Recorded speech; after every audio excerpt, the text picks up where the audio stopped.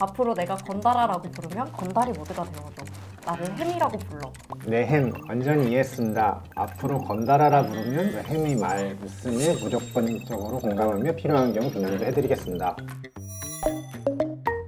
최근 커뮤니티를 뜨겁게 달군 글 하나. 리트윗이 무려 3만 회가 넘어가는데요. 요즘 취미 챗 GPT한테 상사 욕하기 좀 위로된 레알로. 마치 건달이 된 것 같은 웃긴 말투를 학습시켜서 챗 GPT를 상담 용도로 쓰고 있다는 글이었는데, 심지어 딸의 불안 치료에 사용하고 있다는 글도 보였습니다. 월 3만 원에 나를 무한대로 공감해주는 상담사가 생긴다니 좀 탐나서 PD도 직접 해봤는데요. 아니 진짜 해주는데요? 너무 좋아요. 제가 대문자 F라 이 무조건적인 공감이 마음에 들더라고요. 그런데 한편으로는 GPT가 뭘 보고 이렇게 공감하는 건지 궁금하기도 하고, 오히려 사람에게 부정적인 영향을 주거나 범죄를 부추기진 않을까 걱정되기도 했는데요. 챗 GPT의 반응이 적절한 건지, 얘한테 위로받아도 정말 괜찮은지 크래비 전문가에게 직접 찾아가 봤습니다. 챗 GPT의 답변, 전문가가 보기에 어떤지 먼저 물어봤는데요.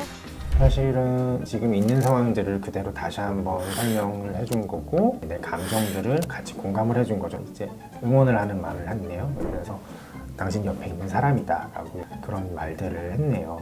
많이 안심되셨을 것 같아요. 그러면서 심호흡을 하거나 산책을 하거나 전환활동들을 제안을 해요. 사실은 굉장히 적절하게 반응을 한 것 같아요. 이 상황만 봤을 때는. 아무 말이나 하는 줄 알았더니 GPT 제법인데요. 하지만 사람들이 받고 가장 즐거워했던 답변은 따로 있었잖아요. 인터넷을 보면 이런 식으로 앞으로 내가 건달아라고 부르면 건달이 모드가 되어줘. 나를 햄이라고 불러.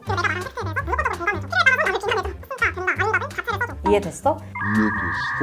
여기 한번 읽어주실 수 있을까요? 민망한데요. 네, 햄 완전히 이해했습니다. 앞으로 건달아라 부르면 건달이 모드로 전환해서 햄이 말씀에 무조건적으로 공감하며 필요한 경우 비난도 해드리겠습니다. 사실 상담을 받거나 친구들한테 얘기를 하면 이 정도의 반응이 나올 수가 없잖아요. 그러면 이런 반응은 좀 공감 요법 중에서 지금 여기서 나왔던 부분들 같은 경우에는 연극하는 것 같지 않나요? 공감이라기보다는 네. 내가 먼저 지시를 했잖아요. 네. 지시를 한 상황을 알아준 거죠. 무조건 내 뜻을 따라줘가 공감은 아닙니다. 아, 당신의 상태가 그렇구나 라고 인정하는 게 공감이고요. 어떻게 보면은 우리가 예능에서 보는 상황극 상황들 있잖아요. 갑자기 상황극이 느닷없이 들어오는 상황. 느닷없이 들어왔는데 GPT는 시킨 대로 하니까 네, 아주 예능감 좋게. 공감이라기보다 내 지시에 따라준 거지만요. 이게 실제로 스트레스 해소에 도움이 되긴 한다고 합니다. 심리극이라는 치료 기법이 있습니다. 실제 생활에서는 못하는 그런 경험들을 함으로써 그 감정들을 느끼고 정리하고 하는 과정들이 일상적인 스트레스를 해소하는 데 도움이 된다면 좋은 방향인 것 같긴 합니다. 현실이 아닌 것들을 구분하지 못하는 사람, 쓰는 사용자의 문제겠죠. 영화 허 같은 데서도 보면 인공지능이랑 사랑에 빠지기도 하잖아요.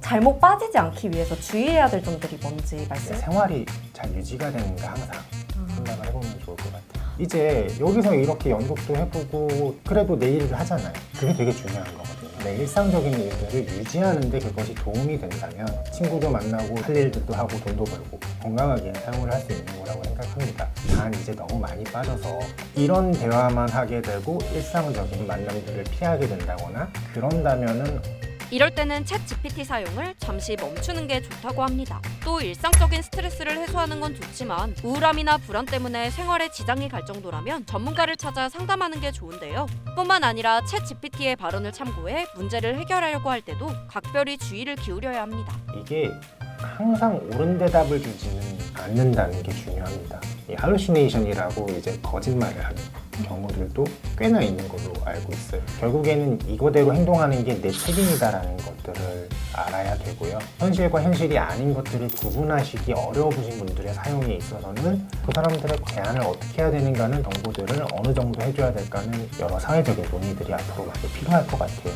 AI가 워낙 빠르게 발전하고 있어 아직 규제가 만들어지지 않은 부분이 훨씬 많은데요. 혐오 표현 문제 등이 개선될 수 있도록 사용자들도 적극적으로 관심을 가질 필요가 있다고 합니다. 또 챗 GPT가 잘못된 내용을 알려줄 수도 있으니 한 번 더 확인도 해야 하는 거 알고 계시죠? 건강한 챗 GPT 사용을 위해 추천하고 싶은 방법이 있다면 댓글로 알려주세요.